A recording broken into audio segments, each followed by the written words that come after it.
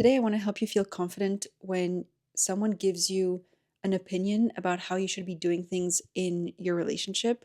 It might be a comment with a really good intention, it might be someone giving you unsolicited relationship advice. But either way, it's something that creates anxiety, it's something that creates doubts or confusion, and you're like, what do I do with this information? Or how do I walk away still feeling at peace? How can I feel more grounded and lighter in those situations?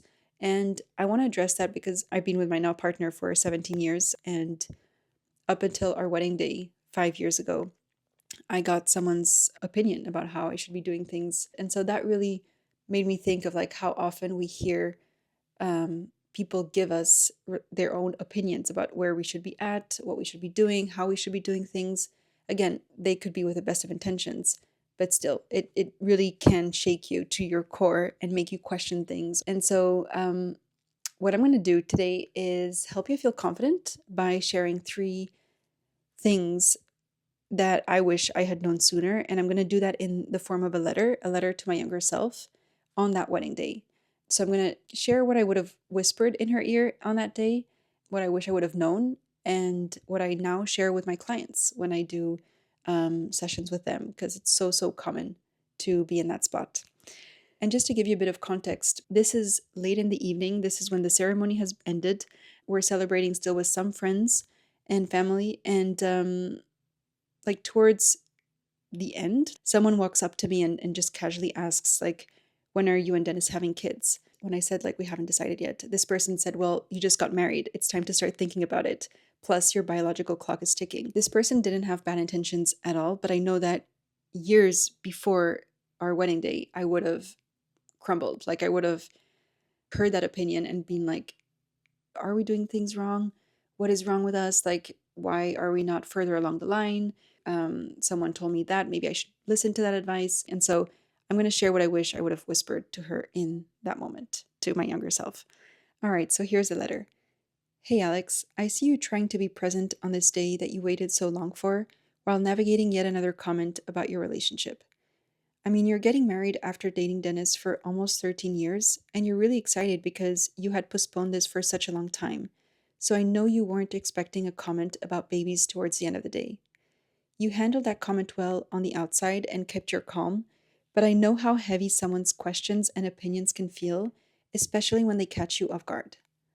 You've heard comments before when you and Dennis chose to do long distance for 4 years, and people thought your relationship wouldn't last because they said long distance relationships just don't work.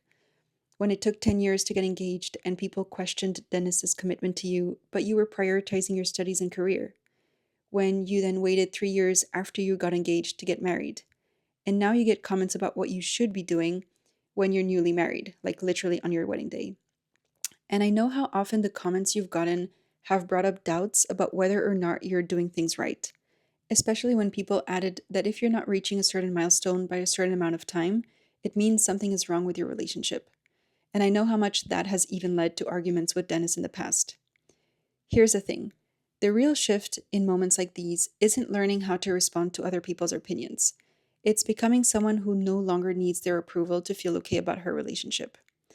I'm going to share 3 lessons I've learned from seeing you go through these situations over and over again, and from helping my own clients now navigate similar ones.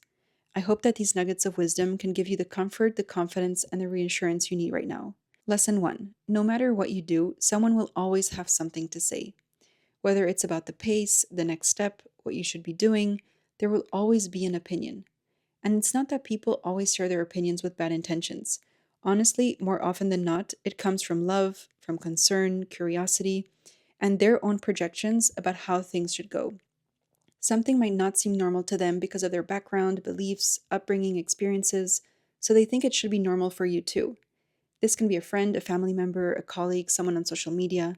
Plus, you can add to that the general norms that we've created in society that suggest you should be doing things in a certain time frame, in a certain way, and in a certain order. And just think about it for a second. When you were doing long distance, you got asked when you'd move in together and get engaged. Then, when you got engaged, people asked when you'd get married. And now that you're married, you're getting asked when you're having a baby. And my guess is that if you decide to have a baby, it won't take long before someone asks when the second one is coming.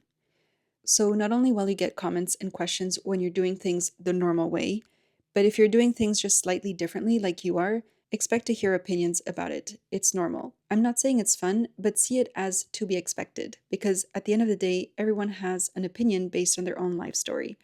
And that brings me to the second lesson.